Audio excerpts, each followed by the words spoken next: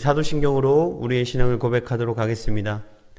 전능하사 천지를 만드신 하나님 아버지를 내가 믿사오며 그 외아들 우리 주 예수 그리스도를 믿사오니 이는 성령으로 잉태하사 동정녀 마리아에게 나시고 본디오 빌라도에게 고난을 받으사 십자가에 못 박혀 죽으시고 장사한 지 사흘 만에 죽은 자 가운데서 다시 살아나시며 하늘에 오르사 전능하신 하나님 우편에 앉아 계시다가 저리로서 산자와 죽은 자를 심판하러 오시리라.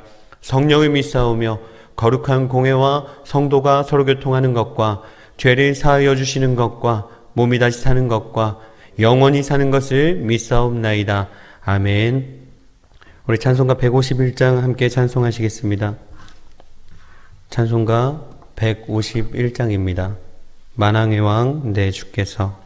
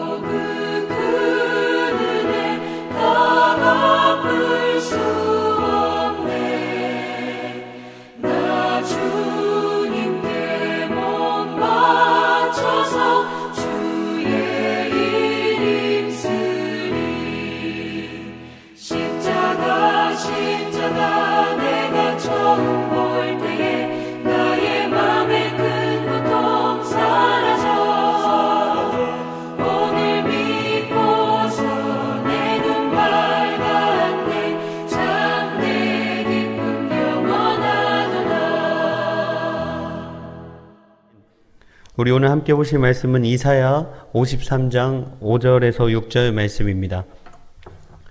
이사야 53장 5절에서 6절 말씀입니다. 제가 가진 성경으로는 구약 성경 1034페이지에 있습니다.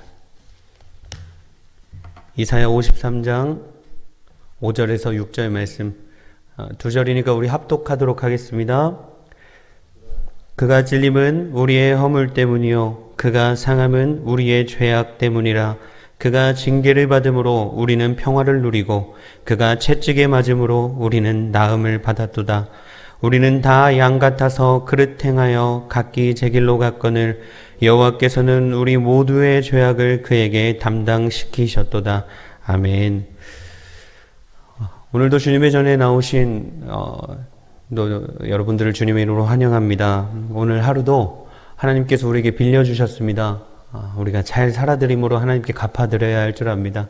하나님을 위해 살아드림으로 오늘 하루를 빌려주신 이 하루를 하나님께 온전히 갚아드리는, 그래서 칭찬받는 저와 우리 성도님들 되시기를 간절히 소원합니다. 4월은 십자가의 달이라고 해도 과언이 아닌 것 같습니다. 사순절 기간을 지나오면서 또 종려주의를 지나가고 고난주간을 지나가고 또 부활주의를 지나가면서 십자가에 대해서 계속적으로 묵상했습니다. 그런 4월이 이제는 마무리되어져 갑니다. 그래서 마무리되는 이 시점에 우리가 십자가를 한 번 더 생각하고 기억하고 묵상하는 시간 되었으면 좋겠습니다. 여러분, 모든 것에는 다 순서가 있습니다. 여러 가지 어떤 일을 할 때마다 그 순서에 따라 하지 않으면 일을 그르치는 경우가 참 많이 있습니다. 음식을 만들 때에도, 저는 잘 하지 못하지만 음식을 만들 때에도 어떤 순서가 있는 줄 압니다.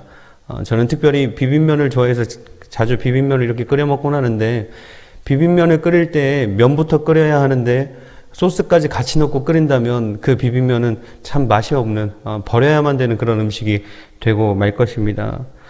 요리만 그런가요? 악기 연주도 그렇습니다. 어떤 일정한 순서가 있고 코드가 있는데 그 악보 진행에 따라 연주해야지 뒤죽박죽 이렇게 진행한다면 더 이상 그것은 음악이 아니라고 이야기할 수 있을 겁니다. 공부도 그렇습니다. 차례차례 순서 공부를 차근차근 해 나가야 하지 갑자기 이렇게 점프하고 그러면 그 공부는 공부가 아닌 게 되고 기억에 남지 않을 것입니다. 그런데요, 여러분 잘 아시겠지만 하나님도 질서의 하나님이십니다. 태초에 천지를 창조하실 때에도 하나님은 그 계획에 따라 그 순서대로 창조하셨던 것을 우리가 볼 수 있습니다. 그리고 우리가 또한 너무나 잘 알고 있는 대로 십자가의 사건도 그 순서 가운데, 하나님의 순서 가운데, 질서 가운데 있었다는 것입니다. 하나님이 우리의 죄를 사해 주시는데 왜 그런 많은 과정과 순서들이 필요했을까요? 왜 우리의 죄를 사해 주시는데 예수님께서 이 땅에 신이 인간의 몸을 입고 오셔서 그 모진 고난과 고통을 받으시고 그렇게 십자가에 죽으셔야만 했을까요? 하나님이 보실 때 그것이 꼭 필요하셨을까요? 하나님은 말씀으로 천지를 창조하신 분이기 때문에, 하나님은 전능하신 하나님이시기 때문에 그냥 말 한마디면 다 하실 수 있는 것을 왜 그렇게 어렵게 하셨을까요? 방금 말씀드린 대로 하나님께서는 그냥도 하실 수 있는 전능하신 하나님이십니다. 하지만 하나님의 그 거룩한 목적에도 순서가 있다는 걸 우리가 분명히 알아야 합니다. 하나님의 그 거룩한 목적에도 어떤 질서와 순서들이 있다는 것을 우리가 기억해야 한다는 것입니다. 오늘 말씀 보시면 이사야 53장은 예수 그리스도의 대속의 고난에 대한 어떤 처절한 희생이 나와 있는 곳입니다. 그 죽으심이 죄인을 위한 대속의 희생이라는 것을 분명하게 나타내고 계신다는 것이죠. 예수님의 그 죽으심에는 선지자들의 수많은 예언이 있었습니다. 그리고 예수님이 인간의 몸을 입고 오신 그 성육신으로부터의 성취를 포함한 많은 과정이 있었다는 것입니다. 그리고 그 십자가에서 죽으심을 통하여서 예수님은 비로소 승리하셨습니다. 죄악된 우리를 위한 그분의 처절한 고난을 통한 죽으심으로 말미암아 그분을 믿는다면 오늘 말씀처럼 우리는 비로소 평화를 누리고 그리고 나음을 입을 수 있게 된다는 것입니다. 그리고 그 사실을 기억하면서 십자가만 바라봐도 우리가 행복해야 하고 항상 감사할 수 있어야 합니다. 미국의 흑백 갈등이 있었을 때입니다. 어떤 기차에서 흑인과 백인이 싸움을 하고 있었습니다. 평범해 보이지는 않는 두 사람입니다. 건전해 보이지 않고 착해 보이지 않는 두 사람이 싸우고 있었습니다. 그런데 그렇게 싸움을 하다가 기차에서 백인이 칼을 꺼내 들었습니다. 그리고 그 흑인에게 던졌습니다. 그 칼에 맞는다면 그 흑인은 그 자리에서 즉사할 수도 있는 상황이었습니다. 그런데 그때 옆에 있던 한 백인 목사님이 손을 뻗어서 그 칼을 막아 주었습니다. 그 손에는 칼이 꽂혔고 피가 낭자하게 흐르게 되었죠. 덕분에 그 목사님 덕분에 그 싸움은 멈추게 되었습니다. 그리고 그 흑인은 그 백인 목사님 때문에 생명을 건질 수가 있게 되었고요. 이 흑인이 참 감사했습니다. 이 목사님에게 감사의 마음을 느낀 이 흑인이 이제는 이 목사님을 돕기 시작합니다. 예수님을 영접하고 그 목사님 옆에서 그 목회 사역을 돕기 시작하는 겁니다. 자질구레한 일까지 다 감당합니다. 그런데 사람인지라 일에 실증이 날 때도 있습니다. 또 관계 속에서 어려울 때가 있습니다. 그럴 때는 원망과 불평이 자기도 모르게 이렇게 터져 나오는 겁니다. 그럴 때마다 이 목사님이 하신 방법이 있습니다. 자신의 손을 그에게 보여주는 겁니다. 그 흑인에게 보여주는 겁니다. 그러면 그 흑인이 막 화를 내다가도, 역정을 내다가도 그 손만 보면 다시금 고개를 숙이고 자신의 일을 묵묵히 잘 감당했다는 것입니다. 왜 그렇습니까? 왜 이 흑인이 그렇게 고개를 숙였습니까? 그 목사님의 그 손은 바로 자신의 생명을 구해준 그 구원의 손이었기 때문입니다. 우리 여기 나오시는 우리 성도님들은 이 십자가를, 우리 교회 앞에 있는 이 십자가를 보면 무슨 생각이 드십니까? 문득 십자가를 잊고 살아가다가도 이 십자가만 바라보면 주님이 생각나고 그 희생이 생각나고 그 희생이 나를 위함이었다는 그 사실에 감사해야 하지 않겠습니까? 우리도 십자가를 생각할 때마다 불평과 원망을 그치고 감사해야 합니다. 그 십자가는 우리 죄를 대속하시기 위한 그 예수님의 희생의 십자가였고 우리에게는 구원의 통로였기 때문입니다. 우리는 예화의 저 흑인처럼 주님을 만났던 그 첫사랑의 그 순간, 그 감격의 순간을 까맣게 잊은 채 현실만 바라보고 불평하고 살아가고 있지는 않은지 돌아봐야 합니다. 그리고 이제는 그 승리의 십자가를 다시금 바라봐야 합니다. 그 십자가를 바라볼 때마다 우리를 살게 하신, 우리에게 새 생명을 주신 그 예수 그리스도로 인한 감격을 매일 우리의 삶 속에서 체험하며 살아가야 한다는 것입니다. 오늘 부르신 찬송가 151장의 가사처럼 십자가를 바라볼 때에 우리 마음에 큰 고통이 사라지고 또 그 큰 고통이 사라지는 경험으로 인해서 우리가 참으로 기뻐하는 삶을 살아야 합니다. 그리고 그 기쁨이 영원해야 합니다. 주님 앞에 가는 그날까지 우리가 날마다 그 감사를 누리면서 찬송하며 살아가야 한다는 것입니다.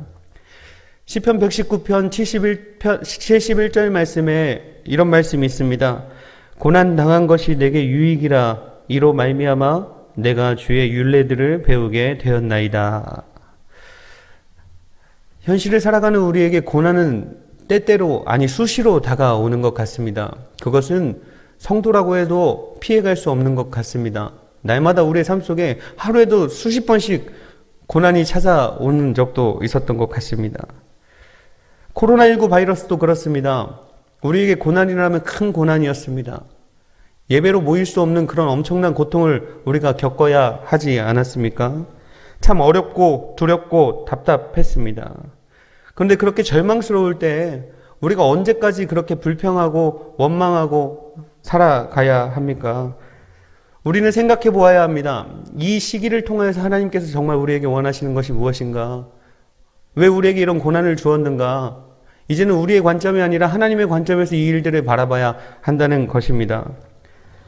이 시기를 통하여서, 이 코로나의 시기를 통하여서 우리는 참 어려웠지만 하나님이 하신 일들이 참 많은 것 같습니다.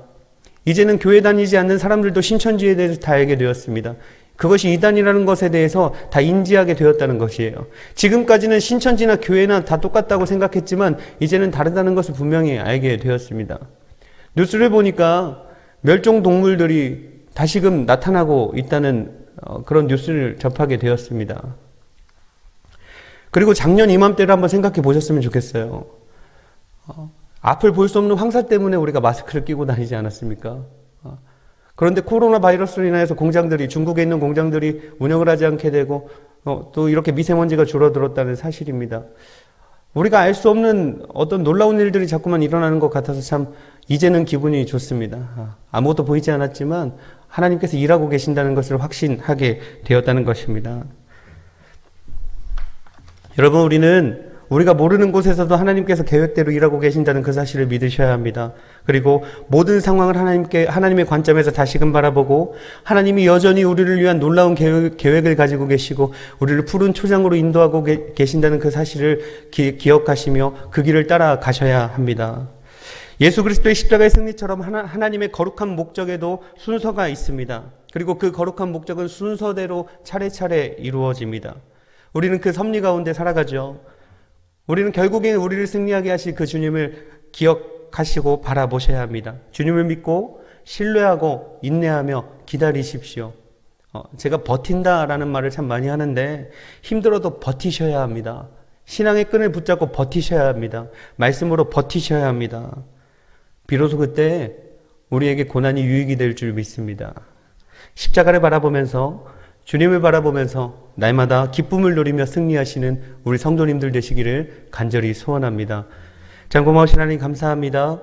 하나님 언제나 십자가를 바라보며 우리의 모든 것들이 회복되어지고 감사가 넘쳐나게 되고 찬송이 끊이지 않는 우리의 삶 되기 원하오니 주님 언제나 우리의 삶을 지켜 주시옵소서. 어려움 가운데서도 하나님은 일하고 계신다는 그 사실을 굳게 믿으며 언제나 하나님을 신뢰하며 주님의 길을 따라가는 주님의 성도들 되게 하여 주시옵소서. 감사드리오며 살아계신 예수 그리스도의 이름으로 기도하옵나이다. 아멘. 주기도문으로 예배 마칩니다. 하늘에 계신 우리 아버지여, 이름이 거룩히 여김을 받으시오며 나라의 임하옵시오며 뜻이 하늘에서 이룬 것 같이 땅에서도 이루어지이다. 오늘날 우리에게 일용할 양식을 주옵시고 우리가 우리에게 죄 지은 자를 사하여 준 것 같이 우리의 죄를 사하여 주옵시고 우리를 시험에 들게 하지 마옵시고 다만 악에서 구하옵소서. 대개 나라와 권세와 영광이 아버지께 영원히 있사옵나이다. 아멘.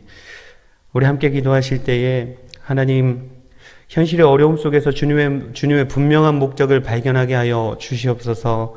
하나님의 거룩하신 목적을 신뢰함으로 기다리며 인내하게 하여 주시옵소서. 기도하시고 또 예수님이 못 박히신 십자가를 바라보면서 늘 묵상하며 감사하는 삶을 살아가게 하여 주시옵소서.